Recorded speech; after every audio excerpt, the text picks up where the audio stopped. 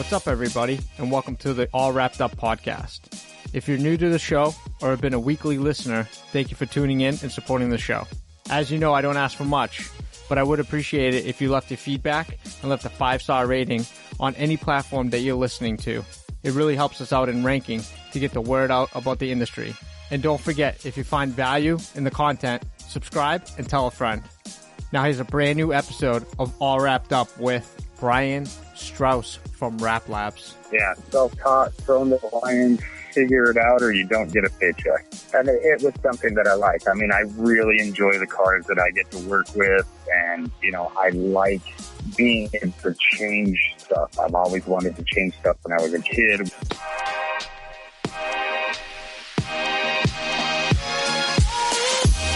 What's up, everybody? Thanks for tuning in to All Wrapped Up podcast. We'll be interviewing industry-leading wrap companies to share tips, tricks, stories, and more.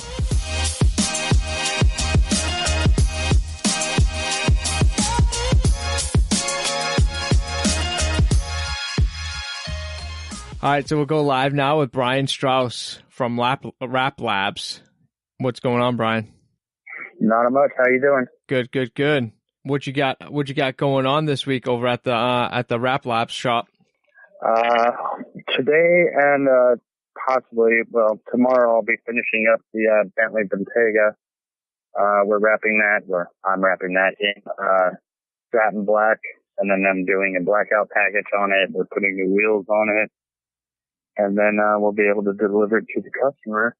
And then right after that, I believe Friday, I have a clear bra in the morning, and then a Maserati coming in for a full wrap. Doors off, door jams, all one piece. So that'll probably go into next week as well.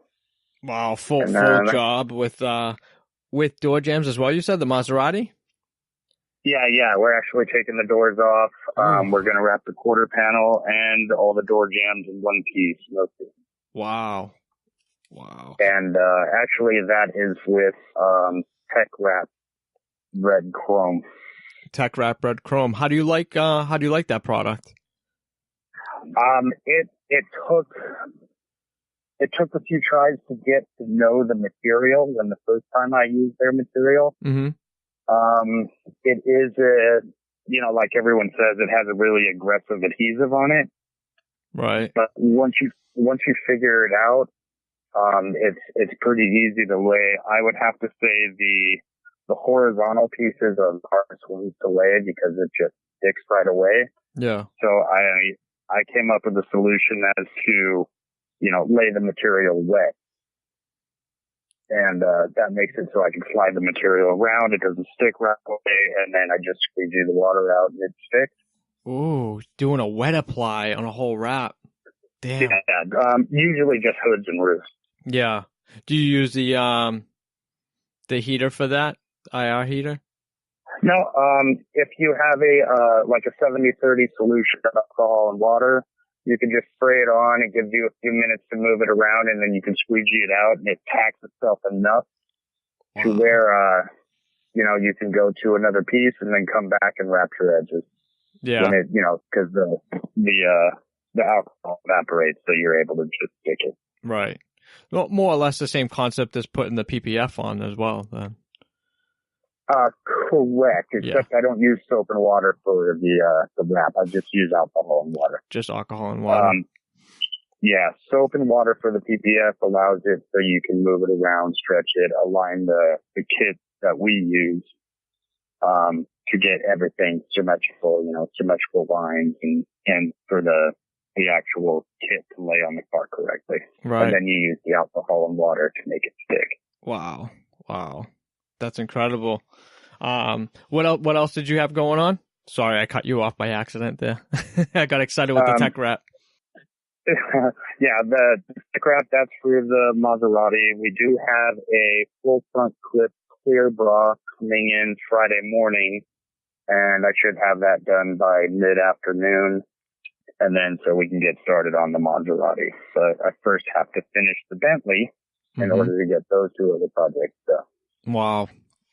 Busy week. What's that? Busy week.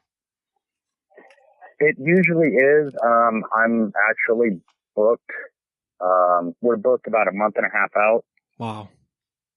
So it's literally nonstop, 6 days a week, 10 hours a day. That's insane. Now, do you also work on the weekends or just Monday through Fridays? No, we do. I do Saturday, or we do Saturday as well. It's usually a half day. We're supposed to shop up around 2, but if need be, deadline's your deadline. So if need be, we gotta go there and do it. Absolutely. You gotta do what you gotta do. That must be tough because you are the only installer there at Rap Labs. That is correct. How stressful That is is correct. that? It's stressful because of the deadlines, and it's frustrating sometimes because you see the other guys in the shop, they're sitting at their computers or they're on their phone, conducting business and stuff, and it's like, man, you got an easy job. I'm wrestling 145 inches of material and trying to make sure it comes out perfect. No dust, no glue lines, no wrinkles, no overstretching, no nothing. You guys want to trade for an hour or two? I know, right? How many guys work there? Our shop consists of 3 guys. We got the owner, Tim. Okay. He started Rap Labs, I believe, in 2014. And then we have Sebastian, which is our sales guy and our office manager. He's the one that keeps all the work coming in. He's the one that keeps me busy, and he's also the one that schedules everything. So I don't have to worry about what's coming in, and I just have to worry about how it gets out. That's insane. And how come they don't have or maybe you don't have like a shop helper or something like that just to give you a hand on those big pieces? We're trying.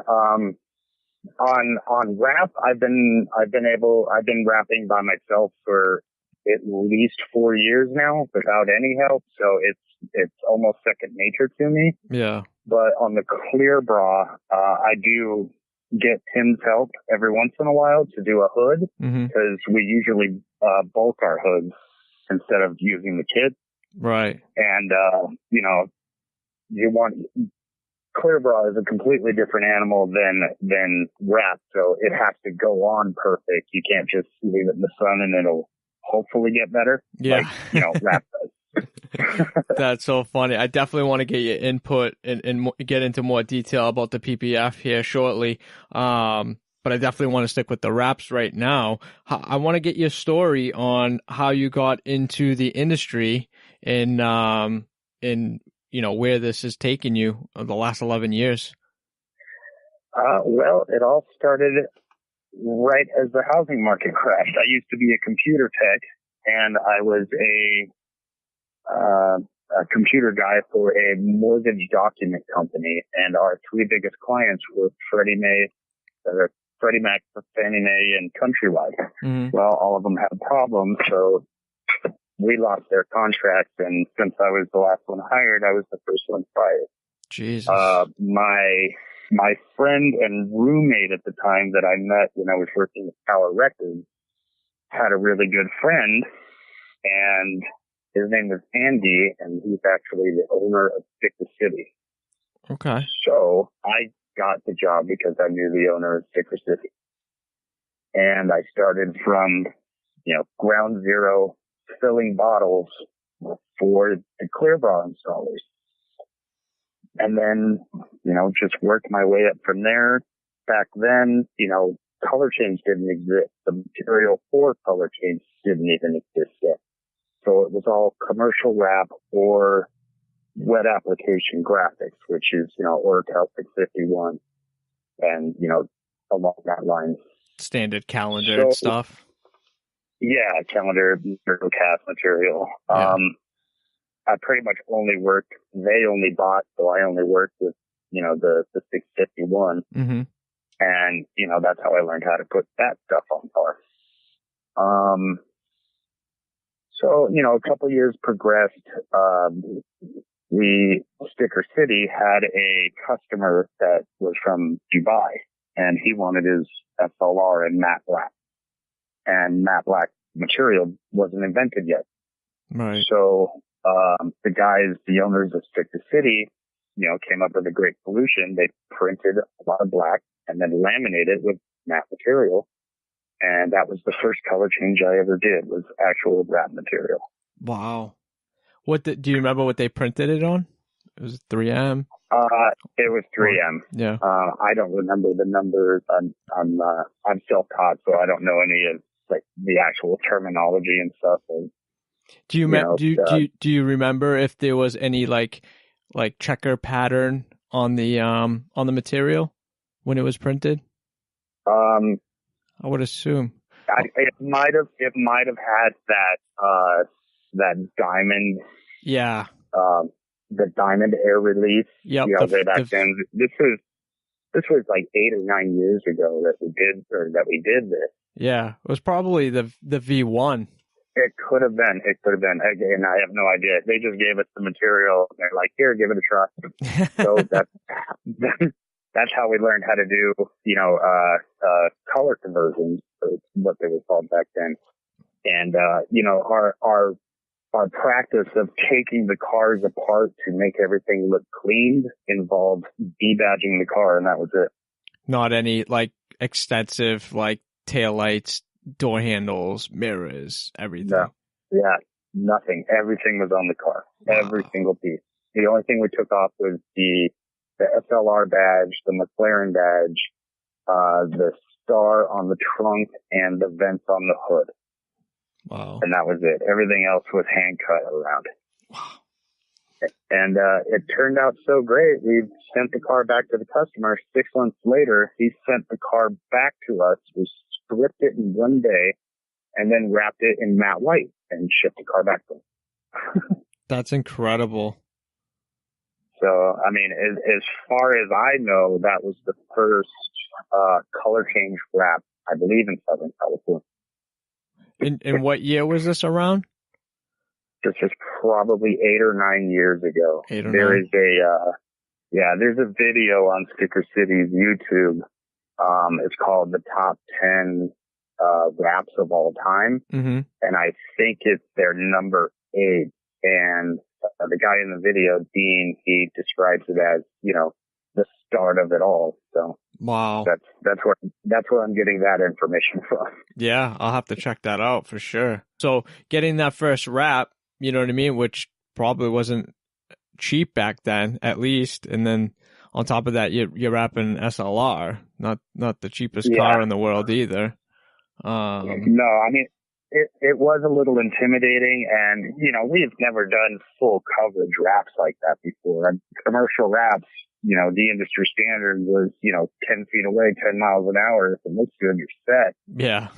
So then we're getting into this. I mean, I believe that bumper was probably in 20 pieces. Jesus.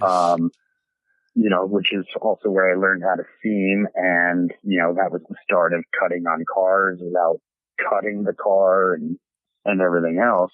And then after, once I was able to relax, take a deep breath, stand back and look at the car, that's when I fell in love with color change. And I just was like, okay, that's what I'm going to be doing. Yeah. And then so I never stopped doing color change. Wow. So at that time you were just getting your fingers sticky with it. You know what I mean? You weren't filling up those bottles back then. You actually got to work on the car, like panels, or got to work together with someone else installing that SLR? Yeah, I mean, the whole team back then did it. We were a pretty tight-knit crew back then, so, we knew what we were doing. We knew how to, where to stand and not get in everyone's way and this and that. And, right. I had a few commercial wraps before that. And, I was doing pretty good. Everything was going in. It was, great. And, I just kept getting better and better at it. But we always had a team then, so I would never have to do anything by myself. Right. And then there was a contract guy that came into the shop, and he wrapped the car by himself in 2 days. Wow. And we were all blown away. It was like, we didn't even know that could happen. And, this was like maybe a year after the SLR. when color change material was now on the market. Mm-hmm. So it wasn't the print the color, laminate it, and then throw it on. It was, it's already made, so just peel it off, peel the backing off, stick it on the car. Right. And I had no idea that you could possibly do this on your own. And then once I saw that, the owners of the shop were like, well, if he can do it. Yeah. Everybody gets their own car now. Yeah. And so, production went up and we got into our own skills and our own skill set. And, the other, main installer that was there, his passion was clear bra. Mm-hmm. And which is between the owner of Sicker City and the clear bra guy of Sicker City. That's where I got into clear bra. But we kind of made a pact back then that I would be doing the wrap and he would be doing clear bra. And we stayed that way for a long time. Wow. Essentially until I came to Wrap Labs. And at first they were like, the owner Tim was like, do you know how to do clear bra? And I'm like, nope, I don't do clear bra. I hate clear bra. Stay away from me. And now I'm doing clear bra. But, a side note on that, the guy who taught me a lot of clear bra is now the installer of, protective film. Now, if you went to SEMA last year at the Expel booth, there was a, Bugatti. Okay. And that thing was immaculate. It was the Helby. Yep. And I'm looking with a magnifying glass to find an error in this, and there was none anywhere. The whole thing was clear barred? The entire car was clear barred. Wow. And it turns out I was talking to my buddy Byron, and he was, he finally let the cat out of the bag, but he was the one that did that clear bra. And he's like, yeah, there was no kit for it either. I had to hand do the entire car. Oof. And it was hand done, hand cut, and perfect. And so every time I do a clear bra now, I think of that car and I think of him. I'm like, there's no way I'm going to get that good. That's like the new trend. It's PPF the whole car. It's like, it's insane. And PPF's come up with their game with the matte material. You can change the color, you can change the color of the factory paint to a matte, just wrapping the whole car with the PPF. And then on top of that, protecting it. That's insane. They've come such a long way, and everybody's trying to get on that boat. Like Expel's come up with new products, 3M's coming up with products. Everyone seems to have their own version of the PPF material, and it's a great market. It's just really, it's more tedious than wrapping. You would think, but it's a whole other animal. My biggest problem with putting clear bra on a car is dust. I want it to be, I want it to be perfect. When I first got introduced to clear bra, I wasn't good at it at all. I was absolutely horrible. Glue lines everywhere. Edges didn't match up. Just a bunch of errors everywhere. And that's probably why I hated it. But the material has evolved so well that you can literally take a 3-day course and be sufficient. By the most part, be able to put a kit on a car without very many flaws. The material is 10 times more forgiving than it was 8-10 years ago. It's phenomenal what they're able to do with this type of material. Now, you haven't taken any refresher courses or anything since then, huh? I actually have no schooling whatsoever. Nothing. All self-taught. Learned by self-taught. Yeah, self-taught. Throw in the lions. Figure it out, or you don't get a paycheck. Yeah. Sometimes you got to do it. Yeah. That's so funny. It was something that I like. I really enjoy the cars that I get to work with, and I like being able to change stuff. I've always wanted to change stuff when I was a kid, whether or not it was painting my skateboard or the side of my parents' house, without permission. But I always loved to do that. And then, I was very, very lucky about how I got started in the industry, and I literally tripped and fell into it. Yeah, And, I would say. I came out pretty clean on the other side, 11 years later, and I'm able to make a living doing it. And I still love it to this day because, every year new cars come out, new challenges, new bumpers, new method of thinking, and trying to get even better than the last lap. I mean, that's probably one of my biggest driving forces. Yeah. Yeah. Now, being self-taught, do you play with the option of possibly going to get some type of certification? Personally? I have. I was going to get all 3 certifications this year. Mm-hmm. I'm definitely, I was going to go to San Antonio to get my Excel certification. I was going to go, get my, Avery certification because I really love Avery material, both print and color change material. That's my go-to material. Mm-hmm. And then I was thinking of getting a 3M, preferred installer, certification, just to have them. It's not that it's going to change the way I rap, right, per se, but, just to say, yeah, I am certified. Right. But from what I've been noticing is those certifications get you commercial jobs. And that is something I don't want to do. Right. I don't actually like doing commercial raps. I did spend about 3 years in the commercial rap aspect of rapping at a few sign shops and print shops, and I got good at it. I'm pretty good at doing it, and I can do that myself as well. But it's just not. It's not like rapping, a Lamborghini. Right. Yeah. Who gets to do that very often? If not at all. I mean, if I wasn't an installer, I would never be able to touch the car ever. Yeah, it's kind of fun. It's kind of funny when you look back and you're like, oh, okay, I'm gonna start this business, or I'm gonna be an installer, and all of a sudden you get your first Lambo, you get your first Ferrari, GT3, whatever the case may be, and you're just like, oh my god, and you almost like starstruck. You're like, oh my god, I get to work on these cars, and as time goes on, it's a great feeling. Don't get me wrong, because sometimes people will never be able to sit in those types of cars, and we're putting stickers on these things. It's incredible. How cool is that? Yeah, it's like in the beginning, I was recording myself every time I got into a Ferrari and I pushed the button, started, and I'm like, oh,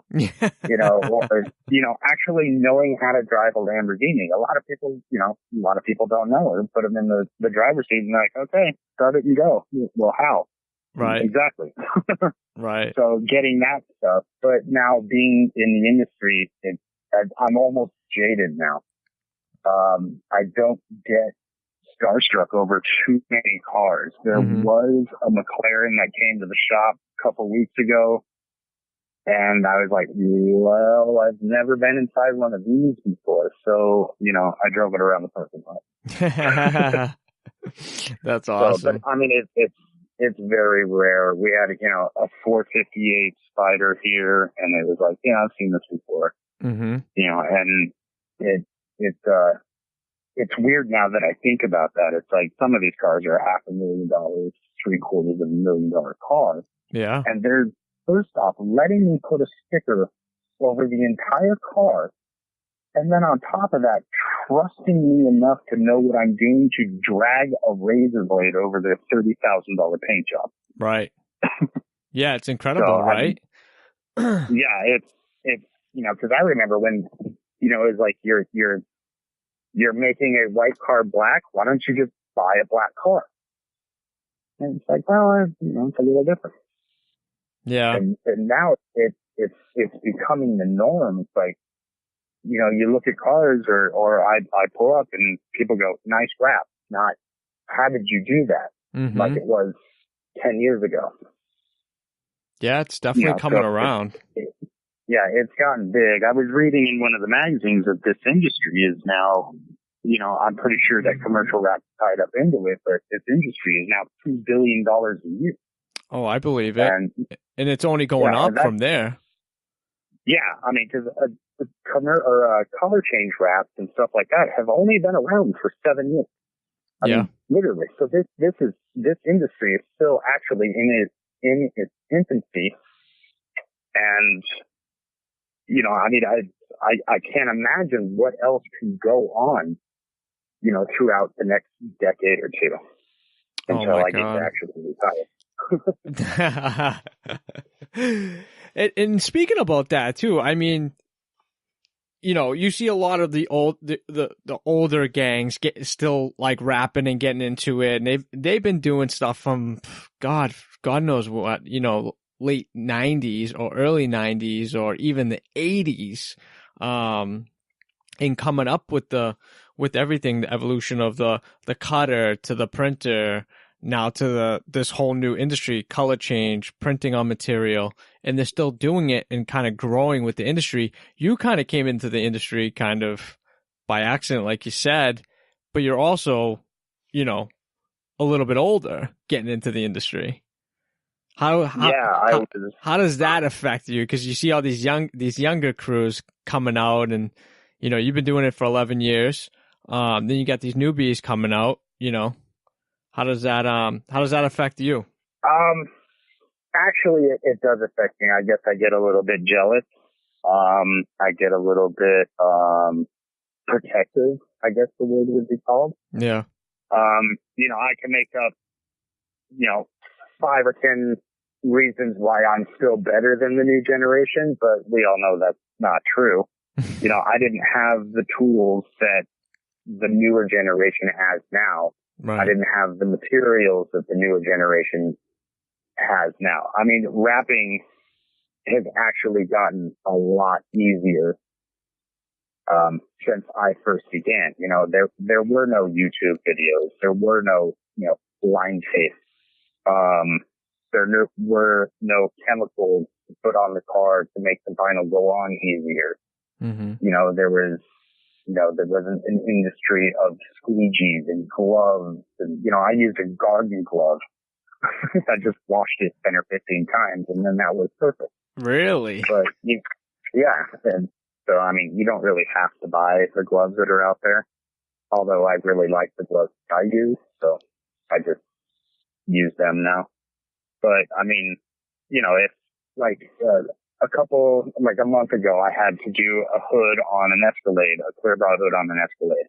And I was having, a pretty hard time doing it. It's got some weird corners where the lights are. Mm-hmm. And so, I went to the computer, and 5 minutes later, now I know how to put a clear bra on. Because I watched a video on YouTube.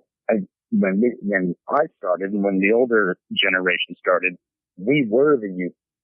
Right. We were the ones putting the videos up, not, oh, I'm having trouble, let me go figure this out. There was nowhere to go to. There was, we didn't have, I didn't have the option to go to school and learn this stuff. It was, trial by fire. Right. So now that, the material is easier and there are, pretty good products out there that make wrapping easier, obviously the newer generation is going to blow the older generation out of the water. They also have a fresh mind at this. We think, there's not much more you can do with vinyl, whereas the newer generation's going, well, let's do this, and let's do that. To try to get different textures and different colors and different, flake patterns. So you have,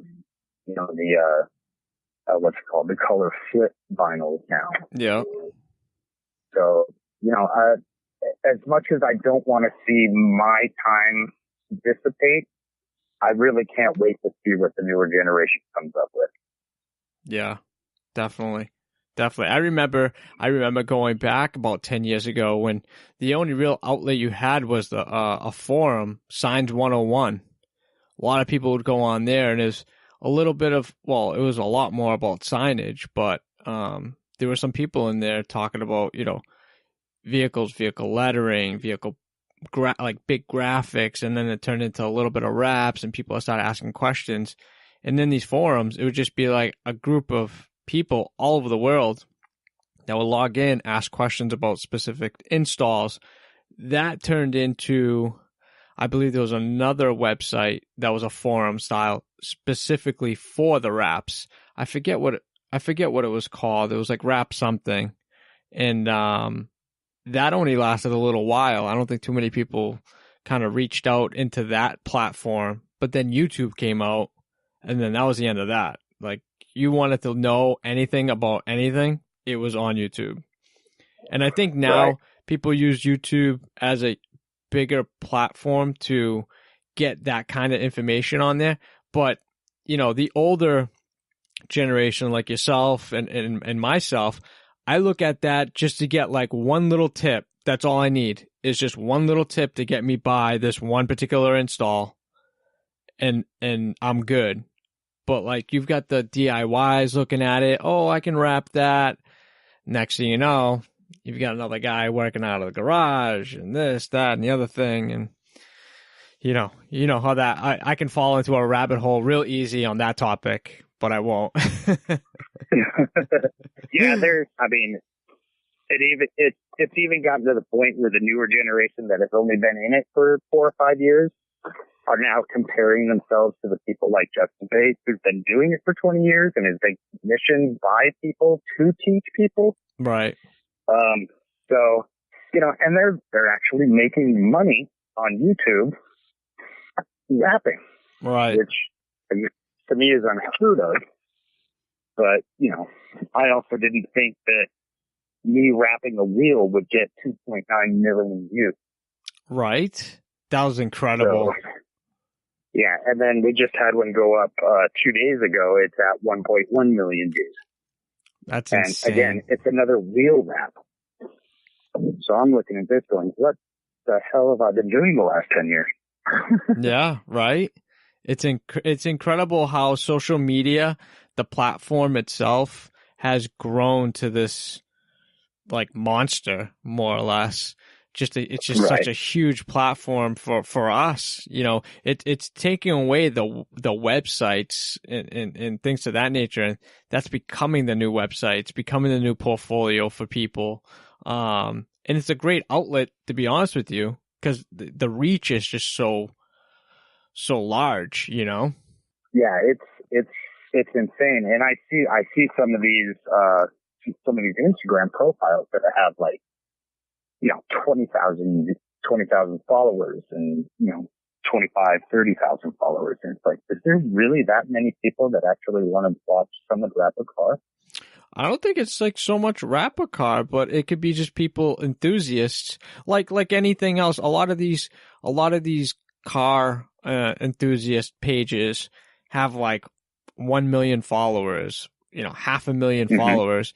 It's just a bunch of people that just love to see like new shit on there, new cars, a Ferrari, whatever the case may be. And the rap culture kind of ties in with that, because a lot of the cars, honestly, a lot of cars that you're seeing, whether it be like a color change or a graphic wrap, people are kind of gravitating to that. And, you know, you've got the young kids at like 9, 10, 15 years old following these pages, starting kind of like a new trend, or like following the culture of the industry.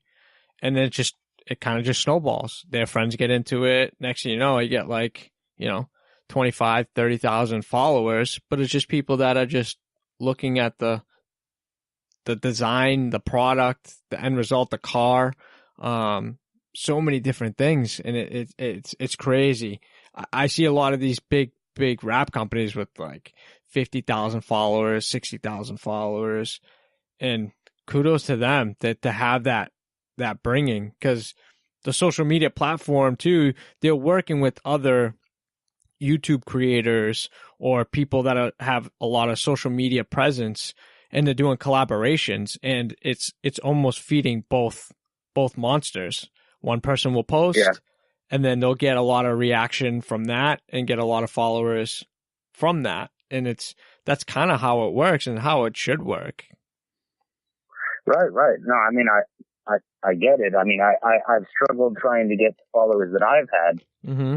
And, you know, it does still amaze me that I have as many followers as I do have, you know, cause I don't think of myself as the best installer in, you know, the rap industry or even Southern California for that matter.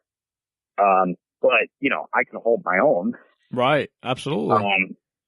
But doing, you know, the collaborations and the videos and all that stuff, I kind of like, you know, the way that I'm running my page where it you know, it's raw footage. It's me putting my phone on a tripod and going, here it is. Right. You know, I don't try to teach anyone, but, you know, maybe if you can get something out of it, that would be kind of cool. But, you know, I mean, it's great to actually have people still appreciate, you know, the time and effort that it takes to actually do one of these raps and have it come out the way that it does, you know, and then going, you know, hey, maybe I would want to do that, or, you know, maybe I'd want to go take a class on how to do it. Right. So, I mean, the whole social media thing is actually a great thing. It mind boggled me in the beginning to where, you know, there was, you know, 80,000 followers following, you know, whoever it is. You know, it's like, I didn't even realize that there were that many people that would follow a rap industry page. Like I said, it's like a culture, man. You just gotta have good content. You gotta work on some cool ass cars, because that's what everybody's looking at. You know what I mean? The eye candy. That's basically what they're looking at. And not for nothing, the cars you have coming in and out of that shop, I mean, they're not cheap cars at all. I mean, you're working on, you know, Bentleys, Rolls Royce, Ferraris, Lamborghinis, old and new. You've got a variety of cars you've had a handle on. What is that like? How does that affect you when you get a new car coming in? Do you get nervous because it's like a brand new car? Like a couple of weeks ago, you had a Murcielago, older model. You know, that car doesn't look easy to wrap. No, those are new ones, but that one specifically, it's long, wide, lot of little intricate spaces you got to fill that vinyl in. You know, how was it mind boggling when you got it in? You're just like, holy shit. Like, well, I kind of cheated. It wasn't my first Murcielago. Oh, there we go. What was the first time is, our certified mechanic decided not to show up. So I got stuck with the task of taking the car apart, as well as wrapping it and then putting it back together. Oh. And, you know, we used to do that in the beginning, but, you know, I never took a $150,000 car apart. No so shit, I had to do that. As far as like the complications and like newer cars that come in, I would have to say that the Aventador bumpers are probably the hardest bumpers for me. Mm-hmm. The first time when I got back into Clear Bra, my first car was a Lamborghini Aventador, and I had the Clear Bra in stealth. Wow. Now the stealth is the matte from finish. Stealth. So the car was already painted satin black. Wow. So there's that one was kind of intimidating because I hadn't done Clear Bra in like 6 years. I've never done a self Clear Bra, and I never put a Clear Bra on top of a satin finish. Mm. So that one threw me for a loop. There were some errors that we had to bring the car back and fix the errors that occurred. But all in all, it came out decent. It was she's pretty big on social media. She goes by Bat Ventador, okay. Which is why they're the Batman logos are on the side of the car. Mm-hmm. Which we also created, with, Oracle 651 and Avery's reflective yellow. So it had like that Bat logo. It glows. Wow. Would you guys just do like an outline reflective of it? It was 2-layer. It was an oval for the reflective, and then we just laid the black over the top, Batman logo cut out of it. So, what issues? What type of issues were you having that you had to redo on the Aventador for the clear bra? A lot of the bumper pieces, the rear bumper pieces, I didn't set the edges correctly. I didn't go to school. The owner of the shop, Tim, he went to school and got certification. Right. So he came back with all the stuff that he learned. It was like, here's this gel that they use to apply it. And I had never used gel before. So I didn't know how to, set the edges correctly. So a lot of the edges lifted up and got dirt underneath it. So we had to replace those pieces. Wow. So what do they have, like a gel? What would the gel be used for? Is it almost like a Primer 94 for a clear bra? No. It's an application gel that's probably a mixture of some sort of slippery solution. Okay. And then also has a alcohol property in it. So once you squeegee most of it out, it dries by itself. And pretty much it's a gel that you lay over, it's just like spraying soap and water before you lay the clear bra. Right. Instead it's gel, and then you don't have to use alcohol afterwards. It keeps the material lifted above the paint surface, maybe a 32nd of an inch. Mm-hmm. So you could slide the material around without a little bit of it grabbing the paint and then ruining the glue on the clear bra. So it's their proprietary application fluid. Understood. So basically it saves you from the picking up and losing the adhesion and putting it down, picking it up to get it squeegeed and lay it down final. Yeah, you kind of don't want to, same thing with wrapping, but with clear bra, every time you lift it up, it creates that little vacuum and then pieces of stuff go underneath it. Right. So yeah, lifting it up less is better, but also the application makes so the glue doesn't stick before you want it to. Right. Because the demon with clear bra, and especially with black cars, that if you squeegee one way and then squeegee the other way, you'll leave a giant silver streak across wherever you squeegee. Really? So you have to continuously squeegee in the same direction. Yeah, I'm not familiar at all with paint protective, so this is all new to me, and I would love to dive, a little deeper into the application of it as well with you. Well, how we start is we get the year, make, and model of the car. Expel has kits for almost every single car out there. Mm-hmm. So we get the car, we punch in the information, it gives us a kit, you throw the clear bra on a plotter, and it die cuts the kit for us. We read it, and then to go and actually apply it to the car, you would first have the car washed, and then after I wash the car, I would go back and play by the car, and then wipe the car down with either, regular alcohol or denatured alcohol, mm-hmm. Depending on what my mood is that day.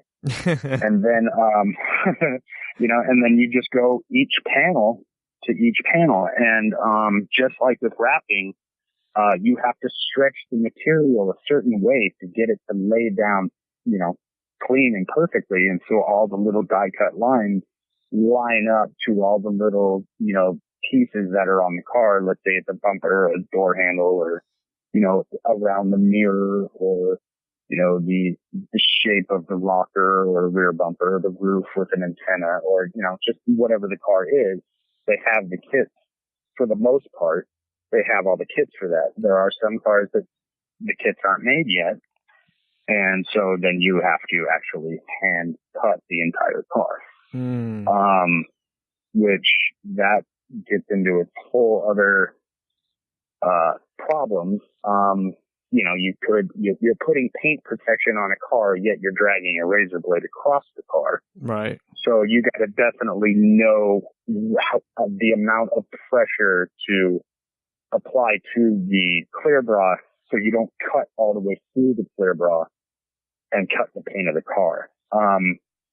clear bra is, I guess you could equate it to drywall. Mm-hmm. So if you want to cut a piece of drywall, you just score it and then you break it. Right. Clear bra is the same way, and vinyl is the same way as well. It's just really hard to do. All you have to do is score it, and then it'll follow the score wherever you did it. So the trick to cutting a clear bra is to cut it in one single movement and then peel off the excess material. So you don't want to like cut 5 inches, stop, peel, and then cut another 5 inches, stop, and peel, because then you get little jagged marks everywhere. Right. And you can't roll any of it. It's all cut to the edge, leaving a little reveal, right? No, actually, as a standard for us, we always choose wrapped edges. Really? So wherever we can, we tuck the edges 1/4 of an inch around, like, let's say the fender or the hood or the door. Mm-hmm. So the lines are not there. So you can't really tell if there's a clear bra on the car or not. A lot of shops don't do that. A lot of shops charge extra for that. For some reason, I came up with the great idea of why don't we just include it with every clear bra that we do, and that'll set us apart from other clear bra shops. Right. Yeah, it is a lot more work. It is, a little bit more of a pain in the ass, but the end result, it makes it look that much better. Oh, absolutely. I would have to 100% agree with you with that. How hard is it to get the thicker material? Because it's at what, 6 mil, 8 mil at points? About that, yeah, I believe it's, between 6 and 8 mil. Again, I don't know specific on things. I just work it. Yeah, you just know how to put it on.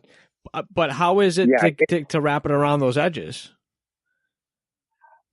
Edges are pretty easy. I go with a heat gun and a towel and a thumb. Mm-hmm. The towel is to get the water away from the edge, because if the edge is wet, it won't stick. And, not the glue part of the edge, but, just the actual edge of the vinyl. Right. Or the edge of the clear bra. When that's dry, then you can just roll the edge like you would a wrap material.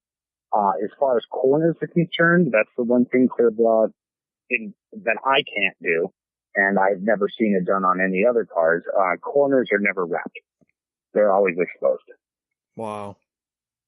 So, and then a lot of the time, like, let's say doing a wrap, you're trying to get full coverage. You can't see any of the normal paint.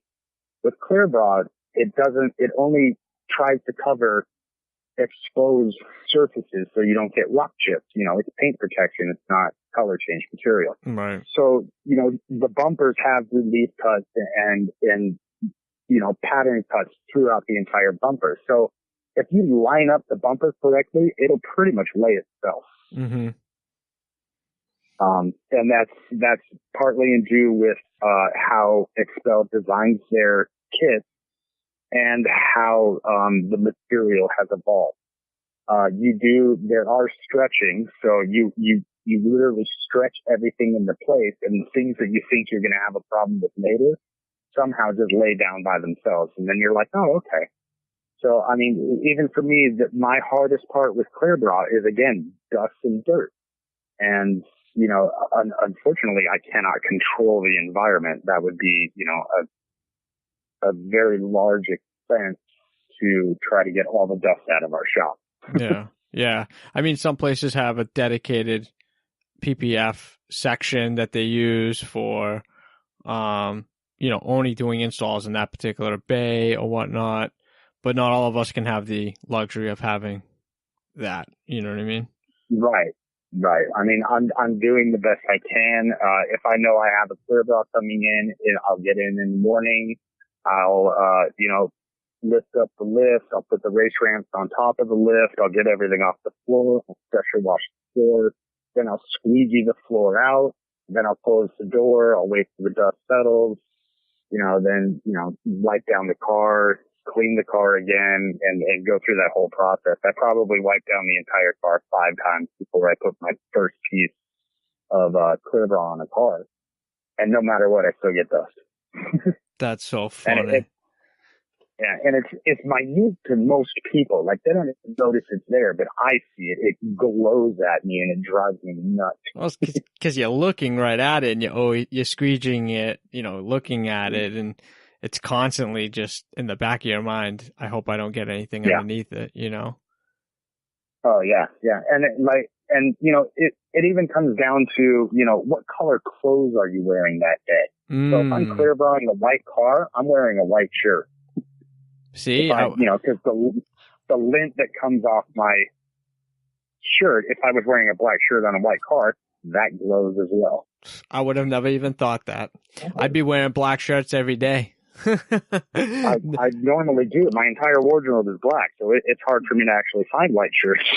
That's so funny. Yeah, even that far. I mean, what type of towels or cloths or tack rack are you using? Like a tack rack just before you wipe everything, you're ready to install it?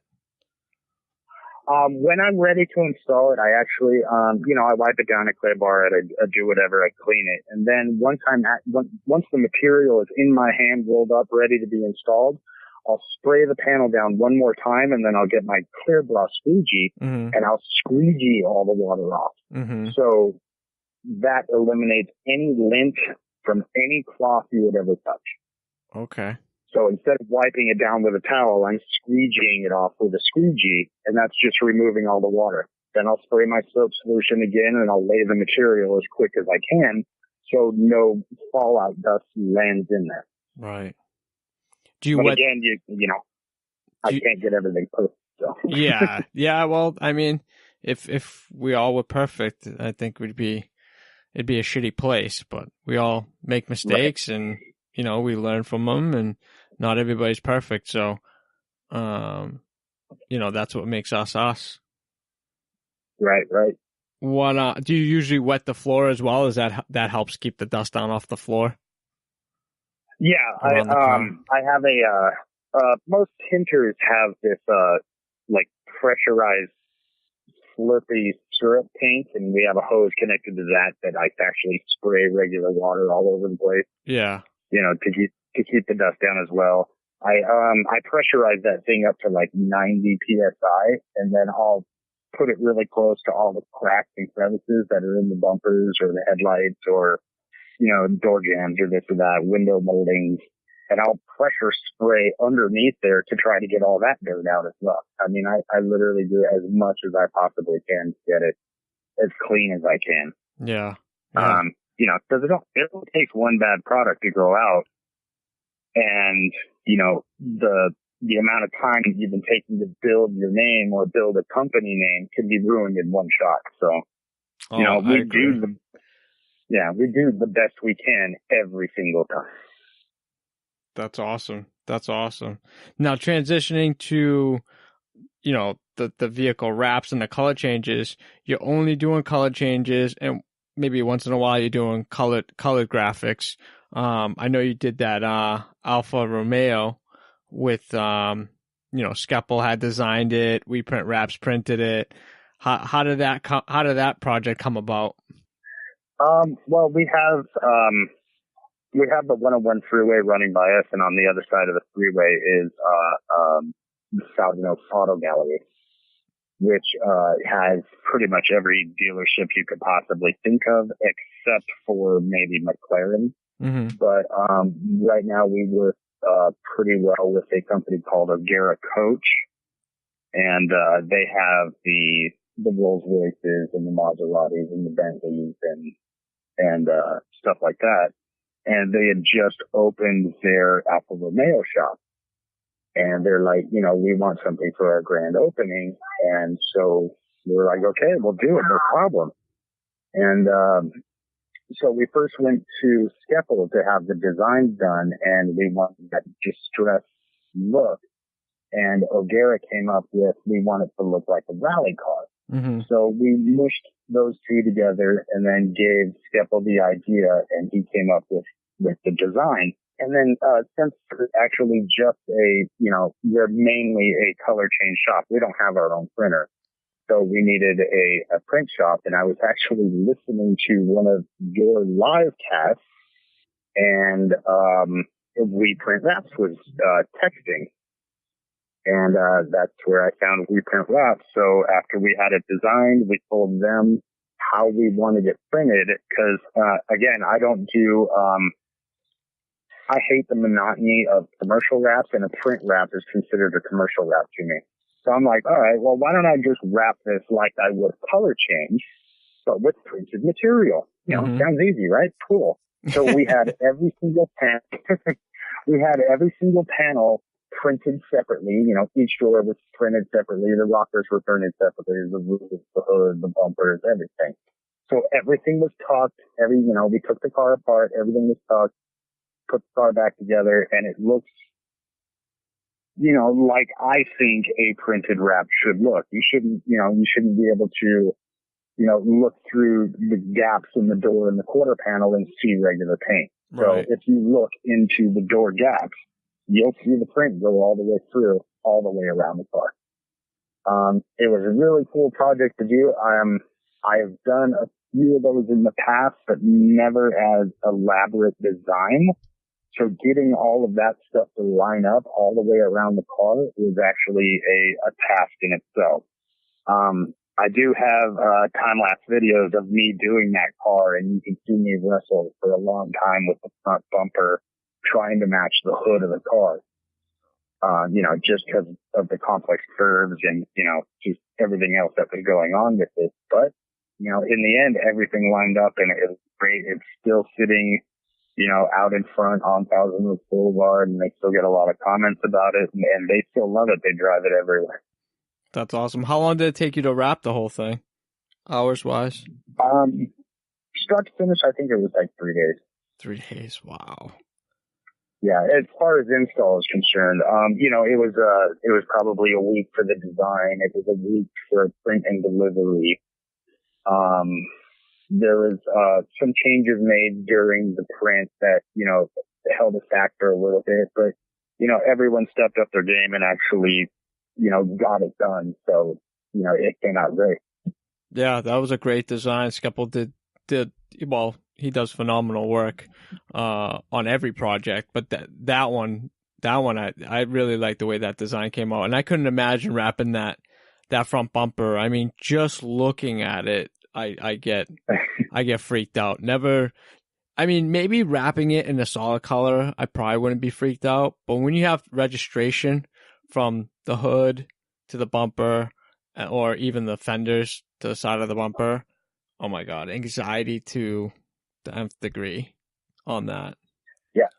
Yeah, it was that V in the middle of the front bumper that continues all the way through the hood of the car, the body line. Yeah. That's what I was trying to line up, and that's where it got a little tricky. I had to tuck some material in here and stretch some material over in other areas just to get it to sit in the way it did. And it when it came together and I finally, rolled back in the chair and stared at it, and I'm like, I can't believe that happened.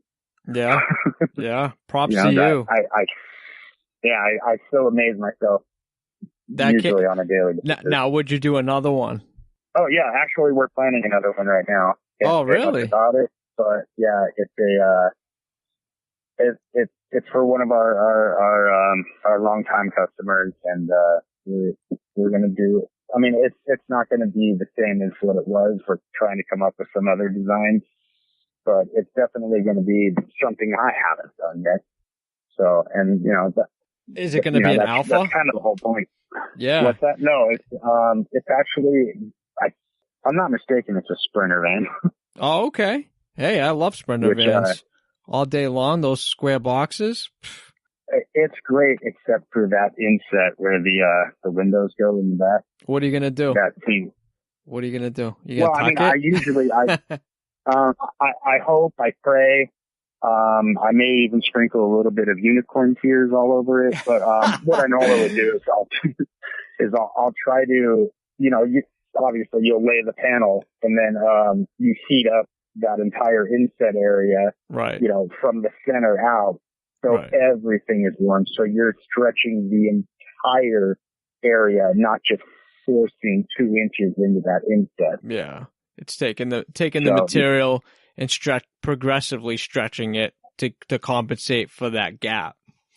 Taking it from the middle. Not just trying to, not squeegeeing from the center to the recessed area. Right. So start with the recessed area first, but make sure the entire panel is heated up. Right. And then you usually don't have lifting issues, or popping up. And then the only thing I have to worry about is whether or not the glue is going to separate from the vinyl. Exactly.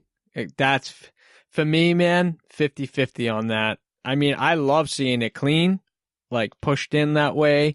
It looks so much better. Don't get me wrong.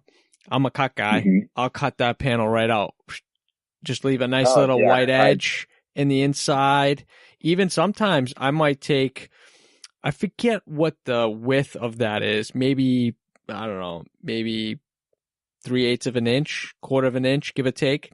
I'll cut strips of black because black naturally, when your eyes are looking at it straight, the white you can catch a little bit better with your eyes, but the black is a little bit harder when it's a black inlay in there covering your two cuts. So you're separating the two. I do it on the sides. Not so much the whole thing on the Ford Transits, the big boys, because you can tuck that bottom concave section in. It's the top reveal that gives you that. It's almost like a Sprinter. It's just that big, thick, 1/4 of an inch like gap at the top. Just cut that sucker out, put a little piece of black in there. Man, nobody would even know the fucking difference. Yeah, I have done it that way, and it's definitely easier and a huge time saver. Oh yes. But that stuff like that will eat at me. I'll sit at my house and staring at my dog going, I should have done that in one piece. Yeah, see, I would see, for me personally, I'd go to bed sleeping better, knowing that fucker isn't going to come back. You know what I mean? It's right. Don't get me wrong. I get there's a way to do it and you can do it 100%. But still, it's a lot of variables. It's where you live. Like here in New England, we see all 4 seasons. So in California, where you're at, it's hot. It's going to react differently. It could pop. You might get that one bubble, and then what? You get one little bubble, the panel's gone. Like one bubble will ruin it because you can't cut that one section, and that bubble is not going to go away by popping it. So you're basically, left with either cutting the whole thing anyways, or you might get lucky and it doesn't pop at all. But man, it's slippery slope for me. It is. That does mess with me. And, for the most part, if I was just doing a regular commercial wrap, I would put that in. Mm-hmm. But, this thing's going to be a little bit more special, I guess it would be called. High end. Yeah. I mean, with this time, we're actually going to print on scrap material, not printing. Printing on what? So, on regular wrap material, not print media. Right. It'll be a little bit different. It'll be maybe a little bit thinner, so it might fit in better. Yeah. And then what I normally do is with, every wrap, like you said, I live out in California. It's hot all the time. I mean, even our winters are only 50 degrees. Right. So, the sun is my best and worst advocate. So every time I wrap a car before we put it back together, it sits in the sun for a day. Wow. Literally an entire day. And anything that pops up, we now have the opportunity to go and replace it before we put the car back together and return it to the customer. So if it doesn't pop up in the first day and you post it at 220, it should stay. And if it doesn't, you'll know before you deliver it to the customer. Yeah, that's a big incentive, having the good weather where you're at, where you can just have it out in that degree, that hotness, letting that sun bake. I know you had a video a while back that the sun was going to be your biggest critic. Yeah. You know what I mean? That was with the Lambo. Yeah. I mean, that in itself is good. And I like having the car an extra day because, 24 hours and then the client picks up the next day, you still have a pretty good window of something not sticking or something happening. Having it that extra day to look it over, leave it outside while you're doing another job. I mean, why not at the end of the day? Instead of having them come pick it up in the morning, come pick it up at the end of the day. You know what I mean? I would just want that to sit outside, which is a great idea. Exactly. And, I quite honestly, I'm not the fastest installer in the world. So we take our time. We're not a, pump it in, pump it out shop. We're not the cheapest shop in the world, but we're definitely not the most expensive, but we're on the higher end of it. So, we schedule our wraps 4 to 7 days. Right. So each one of these wraps, we have up to 7 days to get this car done, but that also includes R&I and everything else. Right. But that's why we schedule in that day to actually let it sit in the sun. So even if, it's none of the stuff that we do is rushed. Cause, in my opinion, and maybe it's just my old age, but, when I rush things, I make mistakes. Oh, we all do. We all do. Yeah. So I hate doing that. I don't mind changing a panel if it pops up. I don't mind, doing any of that stuff. The material isn't what's making us money, and the material isn't what is making our name. It's the quality and attention to detail that we're trying to put into these wraps that make everything the way that they are. Right. I agree with you on that. 100%. Any and every caution that we can make to make these wraps, last at least the 3 years that we're warrantying it. Right. But the 5 years that we're expecting out of these wraps, that all of that comes into play when I'm actually installing any wrap or anything for that matter, whether it be racing stripes or clear bra, wheel wrap, taillight tint, headlight tint, anything that we do. We give it an extra couple days. Yeah, it could be done in a couple hours and we could throw it out and then, what if it does pop up? Well, why don't we keep it an extra day? So we do that with everything that we do. Yeah. How many cars are you pumping out per week, give or take? If I have one full wrap in the shop, I can probably pump out another 2 to 3 clear bras on top of that. And then maybe some headlights and taillights in a blackout package. So, on a good week, I can pop 5 or 6 cars out. If I'm truly focused on one car, I can get, a full, complete, color change wrap out in 4 days. If it's deadline and it's SEMA, I can get a car out in 2 days. I just hate doing that because, again, that takes away from, some of the other prep stuff that, we would normally do. Like maybe a couple wipes aren't done, or maybe the paint feels just good enough to where you don't need a clay bar, or, I don't break out my Swiffer duster and dust the hood before I lay it down. Which is, I use Swiffer dusters to do that every single time. Yeah, I dust the material. Yeah, I dust the material and then the car and then I lay it as well. That's so funny.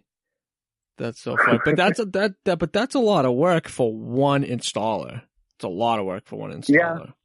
Yeah, it is. I mean, don't get me wrong. We're trying to find other installers. Yeah. We have a guy we're trying out right now. We gave him one car. It turned out pretty good. I had to change a few things, but in all, he's now, listening to my suggestions on how to wrap things and asking me questions before he does it. So he's starting to turn it around. He has told me that he has 9 years experience and that he's Avery certified. And it's not the first time that I come around certified installers that are not what they should be. As far, I guess, in my eyes, maybe I'm just a little more picky than others, but, I started with no instruction. So if I can do it, you should be able to do it as well, is my mentality. Right. But but what I've been noticing is a lot of these certified installers, you know, they get certified and then they think they're on top of the world. Like, you know, I'm certified to do this. I'm the best of the best. Right. And that's usually not the case. So finding installers that'll make me happy is a hard thing to do. Yeah, I agree. So I would rather work, you know, my ass off 12 hours, 10 hours a day and get the product out knowing that I did it than, you know, sitting there and going, well, you know, it is what it is. We got to let it go. You know, I don't want to do that. And I've worked way too hard to get to where that I am comfortable installing and being able to sell this product to where I don't want to be, you know, making excuses when the customer comes back going, you know, this is wrong, that's wrong. And then looking at the customer going, well, I wasn't the one who installed it. I don't want to have to do that. So the installer's got to be up to par. And unfortunately, I have not been able to find an installer that is as well-rounded, you know, that can jump on and do a wrap by himself with no help, and then turn around the next day and do a clear draw, and then turn around the next day and do red application racing stripe and a blackout package. It's definitely hard. You definitely have to have a lot of years underneath your belt, I think. Yeah.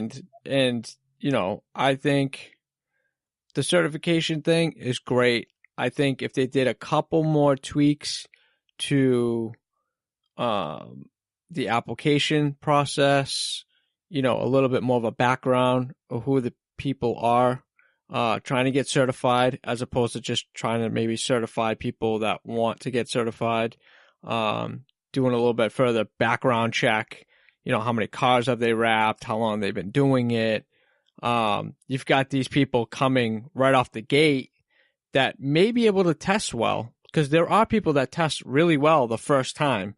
I'm not one of them. I hate taking tests, never a big fan of them. You know, paper and physical, hate it both. But at the end of the day, someone could just walk in there, clear the bare minimum, you know, 95%, 90%, get the certification, maybe get 10 wraps underneath their belt. Now they have a cert, and it's like, okay, I'm ready to, you know, conquer the world. It's not quite like a diploma, but it's kind of like a diploma. But you just don't put your fucking 4 years in to get that certification at the end of the year. You don't do the time. Anybody can just apply, pay the fee, and fail or pass the course. I think if there was just a little bit more of a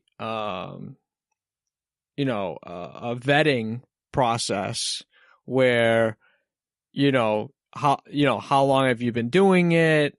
You know, you have to at least maybe be doing it for 1 year prior to applying, or 3 years, whatever the case may be. And then keeping up with the certification, I think, is a big thing that I think personally, my opinion only, they should do a recertification after so many years. You know what I mean? Yeah, I totally agree. Or, all those are really good points, maybe be in the industry for like 1 to 3 years, or have, 20 cars under your belt. Those are all good things. Or maybe, a longer than a 2-day course. Yeah. Because these guys are coming out of the box with 2 days under their belt going, I can wrap a building. Like, what? Yeah. But, that's my biggest gripe is that, the certifications are actually, semi easy to get. I mean, I would be able to pass the physical, the laying the vinyl. Right. But I wouldn't be able to pass the print because I don't know any of the terminology. I don't know what an opening does. Right. Right. Although it was explained to me 2 days ago, and I'm like, really? That's what that was? So, right. It's like people are telling me, the triangle technique and the post-pre-stretch, cold stretch maneuver. Right. And I'm going, You mean you grab the material and you pull it? Right. So different terminology, but you have to do it the way they explain it to you in order to get it right during the test. Once you leave there, you can do whatever the fuck you want to do at that point. You know what I mean? Right. That's and then again, that's the shitty part about it. It's like you can test, know the information, test well. Once you leave there, you can still do caca, and then that's it. You know what I mean? Game over. There's nobody else telling you that you're doing it wrong. There's nobody telling you anything at that point. Once you leave there, which sucks because there's nobody watching that person with the cert on how they're doing it right or how they're doing it wrong once they leave the course. Yeah. And as far as what you said on the recertification, like I said before, I was a rapper. I was in the computer industry, and the Comp TIA A+ certification. Once you got it, you were certified for life. Right. It's not it anymore. You have to recertify every 3 years now. Which makes sense. So so that's a great thing. And as far as the computer thing is concerned, that everything changes every 18 months. So right. you need to get that kind of certification. Right. Well, in the rap industry, things are changing. Maybe not as rapidly as the computer industry, but they are changing. Oh man, I see it almost every year. Every year there's something new. Every year there's something new. And I'm sure you see it. You're not. Oh, I see. Yeah, it's all these the new materials that are coming out from all these different manufacturers. And the colors that are coming out too. And there's certain ways that you have to lay their vinyl versus other people's vinyl, and some you have to laminate and others you don't. And it's crazy. There was a material from one company that, it was like I believe it was like $1,200 a roll. Now that, I was mistaken at first, but I guess it was like $1,200 a roll. And, I laid it on a really delicate part of a car, and it changed from gloss to semi-gloss. And, we called the manufacturer, and they were like, well, you were supposed to laminate it. And then we talked to the same people at SEMA. They were like, yeah, that's the only color that you have to laminate. That's the only color that had a problem. And now I guess they fixed it, to where they maybe put a gel coat over the top of it or not. But from what I hear, it doesn't happen anymore. But, that was an expensive, wait a minute, why didn't they tell us? Right. Or just knowing, I guess maybe that chalked up to knowing that type of material.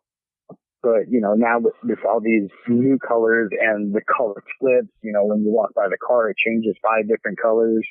When I saw that the first time, I was like, how the hell did they do that? Mm-hmm. And then, I started working with it. I've done a few cars with it now. Our shop car is actually done in Caribbean shimmer. I call it the Little Mermaid car. But I mean, it's a great looking car, and it actually sells that type of material. Really? I mean, granted, the shop car is an AMG C63. Yes. That has nothing to do with it. But, it's a great color. And now I think we just changed that car to, rose gold. Into what? Rose gold, you said? Gold, yeah, rose gold chrome. Oh, I love that color. Yeah. I mean, the roll is sitting in the shop right now. We just haven't figured out what we're going to do to it yet. A little bit of it went on to that Dodge Demon we did.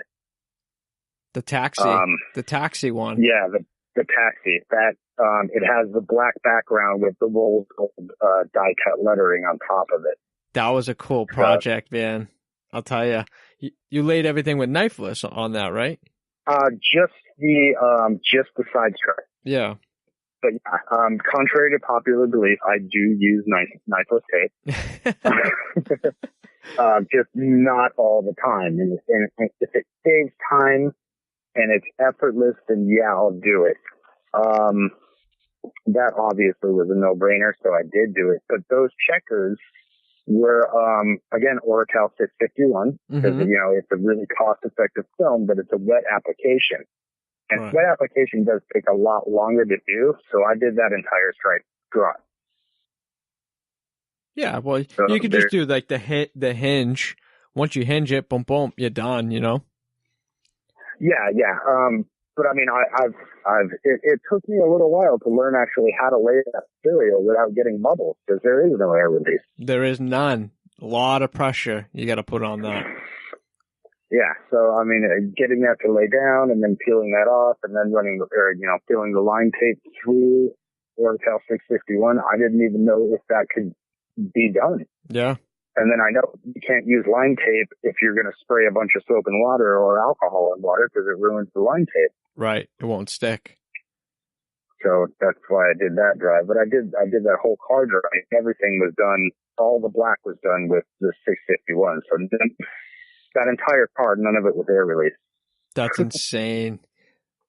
But it came out really good. I mean, that in that particular install, instead of cutting it to the shape of the car and then having to maneuver it, you know, and try to apply it with the shape, with the squares cut out to the body panel, it's so much easier just to throw that knifeless tape. I think you did an awesome job.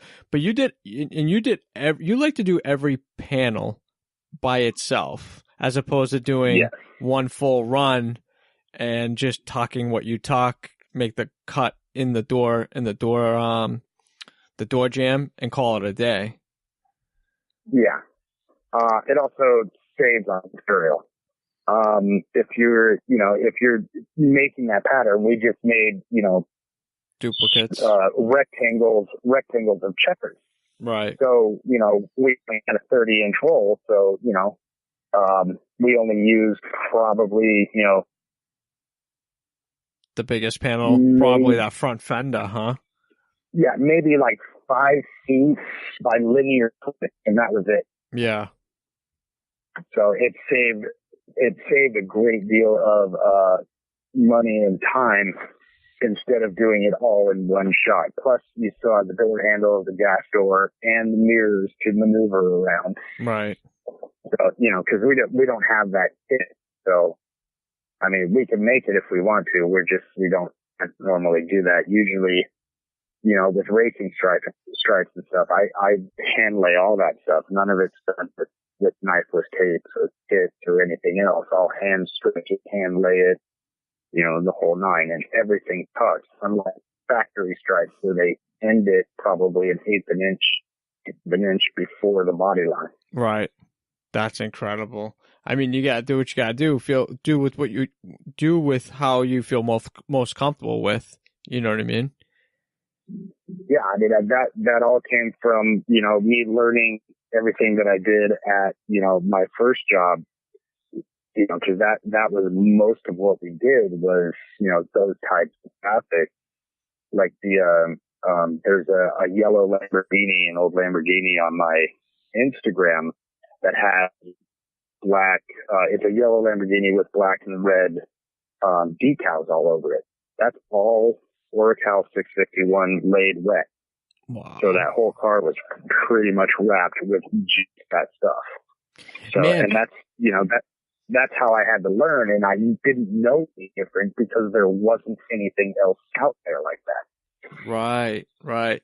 I'm thinking of it now. Did you ever, like a year or two down the road, ever see the car after the fact? Because I would assume that stuff would have shrunk.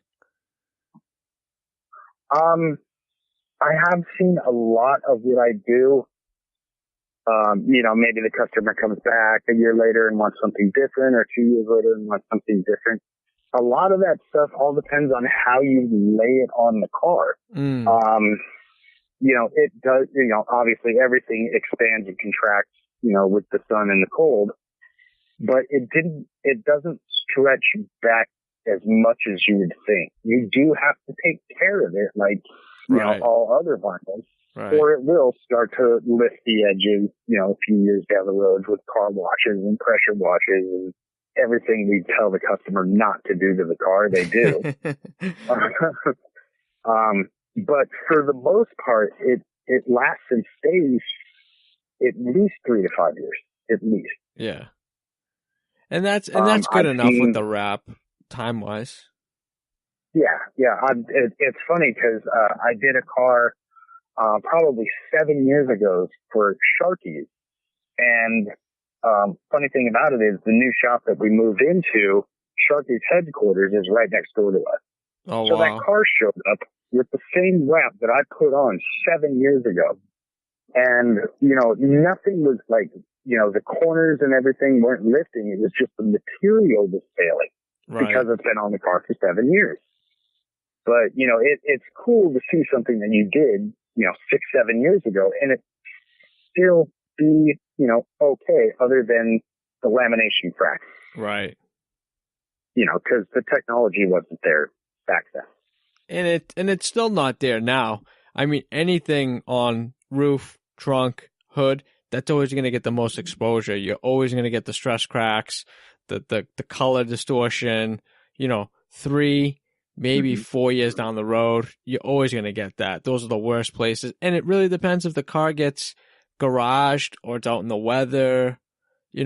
All that plays into effect on how long that thing's going to take. And you know what? That's normal. They can replace that hood. They can replace that roof and still have a pretty good car for another 5 years. You know what I mean? Right. And actually in California, the warranties are different. For vertical panels, they only warranty the materials for a year. 1 year. Yeah, because and it's I believe it's certain materials like the color color change material, the matte charcoal gray from 3M. Mm-hmm. That material is only warranted for a year, and it actually only lasts probably 8 or 9 months. We have blistering sun and acid rain all in the same shot, so it just eats the material and it actually makes it turn to what it looks like rust. Really? And does that do the same effect with another color with that same brand, or is it just that gray? No, it's for 3M. I've noticed it's just that gray, so we steer away from that. If they want that color, we'll steer them towards satin, which actually has a little bit of a lamination over the top of it to give it that luster. Mm-hmm. And usually we haven't had a problem with that. But as far as like print material is concerned, if you don't take care of your car, it'll do the same thing. It'll start to look like rust. Wow. Because the sun just burns it, and the morning dew and the smog that we have out here does some sort of chemical reaction to the vinyl to where it makes it look like that. And it's a little disheartening. You got to tell the customer up front, hey, this is probably going to happen if you don't take care of your car. I mean, when people ask me how long is this going to last, I usually tell them 3 to 5 years if you meticulously take care of it. 3 to 6 months if you don't. Yeah. How can you even start that conversation with somebody coming to spend, a couple $1,000s to get their car wrapped, and you're like, yeah, this could potentially only last a year if you don't take care of it, but you could possibly get 3 out of it. It's not like up here, actually, man. I just tell them straight up, right out of the box, these are the problems that you are going to encounter. Right. I'm probably the only one that does that. I would rather the customer know every single little thing that's going to go wrong and then still have enough confidence to buy the material or have the car wrapped. Because, now you know that everything's going to go wrong. These are the things that you can expect. This is the timeline that you can expect it at. I've seen it firsthand.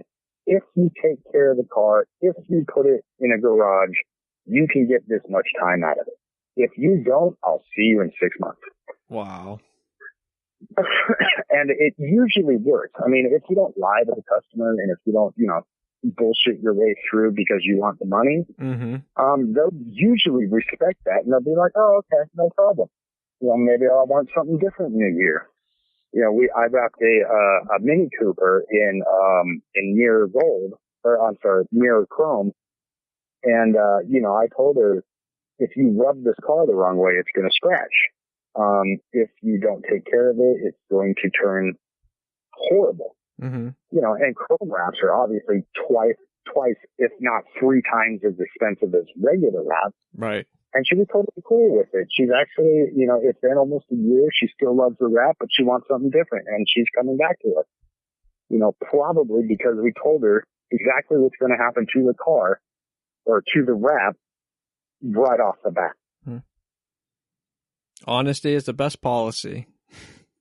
It actually is, especially in this industry. Yeah. Because there's more often than not shops that'll just go, oh yeah, everything will be fine. It's warranted 3 to 5 years through the manufacturer. Take your money. And then it fails in 7 months. And then, you try to submit a claim and it's like, well, it was operator error or installer error, or they didn't take care of the car. So you're act out. Yeah. Better to have that conversation in the beginning parts of doing the install as opposed to doing it 6 months down the road. Right. That's shitty all around, because not only do they spend their money, but now they have to remove it. They're back to square one. They probably were happy as shit when they first got it. It feels like a brand new car. You know what I mean? And they only had it for 6 months. That's shitty. See, here we get a little bit more of a durability because of our area, but the scorching sun is probably the hardest. That's probably why you guys probably have so much more of a turnaround or more business in the color change area in the West Coast than we do here in the East Coast.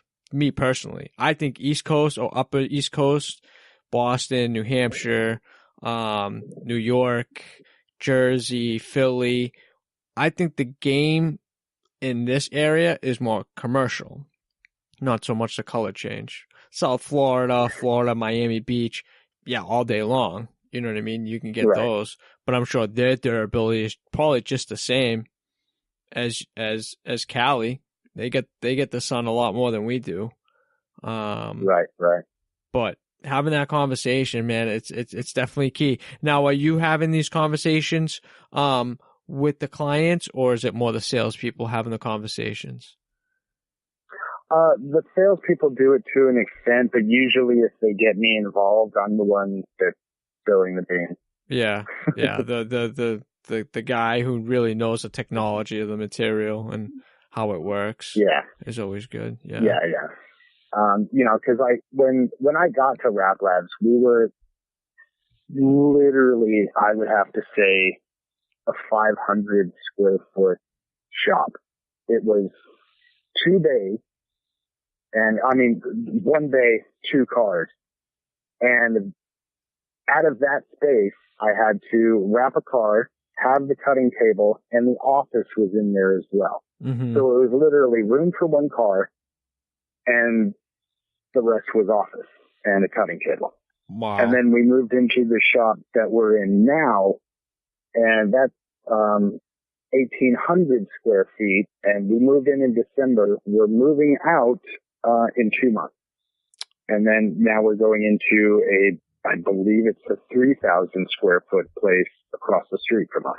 Wow. So it's out here for some reason, usually the industry dies between November and February. Mm-hmm. So, it's east and then fathom, or whatever that word is. And, we never saw it. We have continuously grew, to the point where now we're getting our 3rd shop within a year. Wow. Within a year. That's incredible.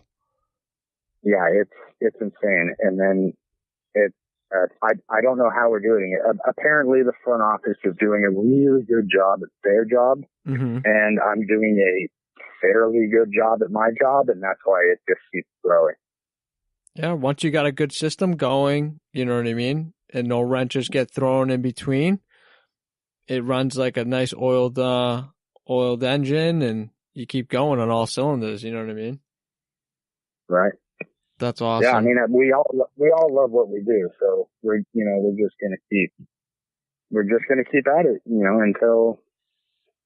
until either people don't want wraps anymore, or we're all so rich we're gonna move to Tahiti. That's awesome. That's awesome. Yeah, you definitely gotta love what you do in order to be in this type of industry. I mean, at the end of the day, we're putting stickers on, we get different cars coming in, talking to different people. You're not stuck behind a cubicle at the end of the day Yeah. either. You're enjoying life. I mean, you really can't complain. And if you did, nobody would probably listen anyways. But No, that's but just the they way it usually goes. don't. It's like, yeah, you're putting a sticker on a $500,000 car. Yeah, life sucks for you. Yeah, yeah. I think it can only get worse from there. I guess, right? Yeah, Jesus. I guess next things are airplanes and submarines. I guess I don't know. Yeah, helicopters, jets. Yeah, I'm afraid of doing that kind of stuff. Yeah, That's a little more intuitive, something flying, and then you're adding 100 pounds of vinyl to it. I mean, if it's still the aerodynamic off. yeah. I'm good with that. With the Yeah, I don't know if I want that kind of liability. yeah, I don't even think they would give you that type of liability.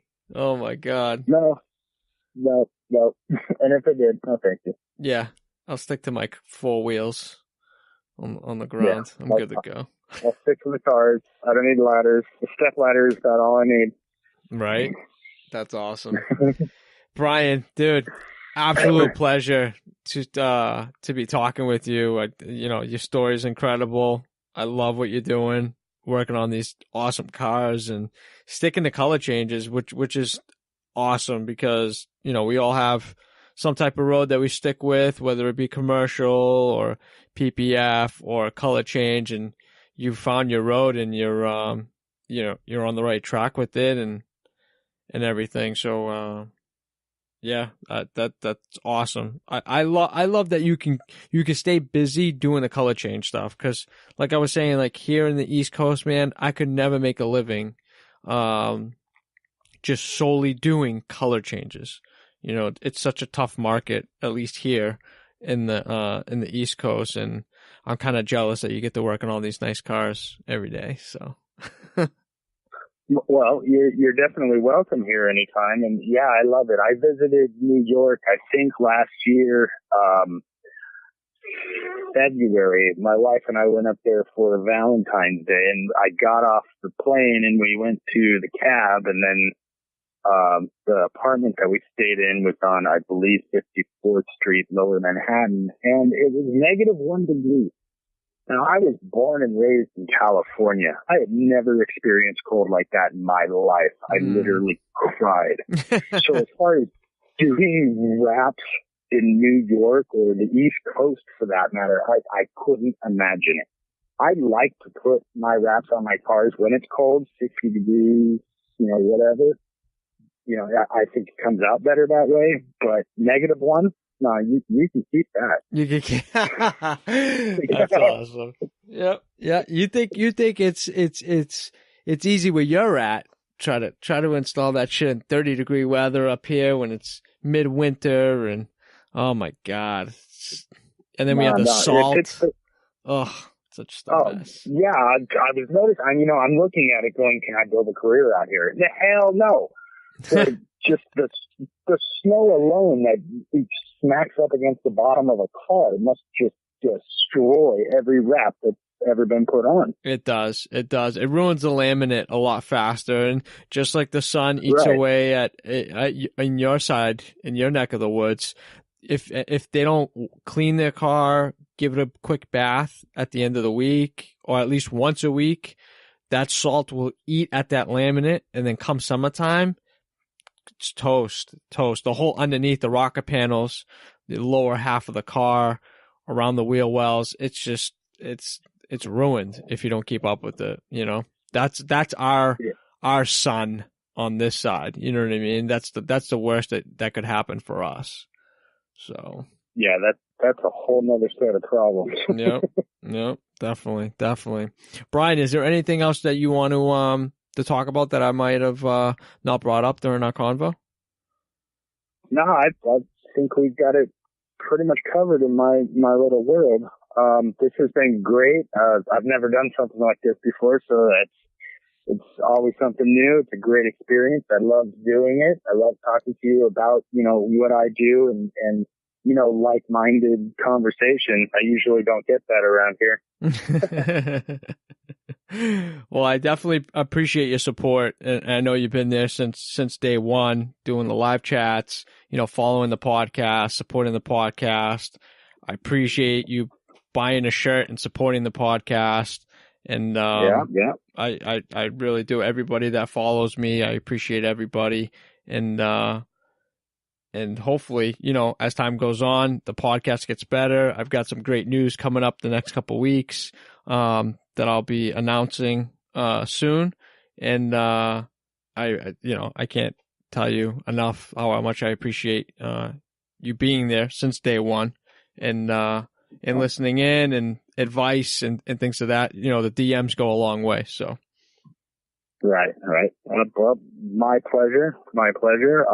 Anytime or anything you need, let me know. And then, I thought I heard you say that you were going to go to RapsCon. I will be. Are you going to go to the Long Beach one or the one out there? Going to the Long Beach one. So that's going to be in August. Yeah. I'm already signed up. I got my certificate and everything for being able to sign up. Nice. So we should, we should definitely meet in person and shake some hands. Oh yeah, shake some hands and have a couple beers for sure. All right, cool. We'll definitely do that. Awesome. Let everybody know where they could find you on social media if they want to follow you. It's Brian.Raps. Brian.Raps. That's on Instagram, right? Pretty much it. Yeah, that's Instagram. I don't really deal with Facebook anymore. That's kind of MySpace. No, the Instagram platform is just so much better. It's more active, more photos.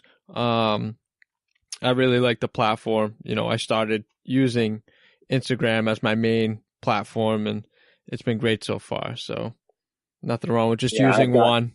Yeah, it makes it's so much easier than having all that other stuff going on. So I migrated to it probably a year ago, and I haven't looked back. So. Yeah, that's where you can find me. Perfect. Brian, absolute pleasure. Thanks for taking the time out today to share your story and some knowledge and some tips and tricks. And I wish you well for 2018, brother. Thank you very much. I wish you well as well. What's up, everybody? Hope you enjoyed this episode of the All Wrapped Up podcast. Hit that rank button and review. And to stay up to date with future podcasts, hit that subscribe button. Till next time, folks. That's a wrap.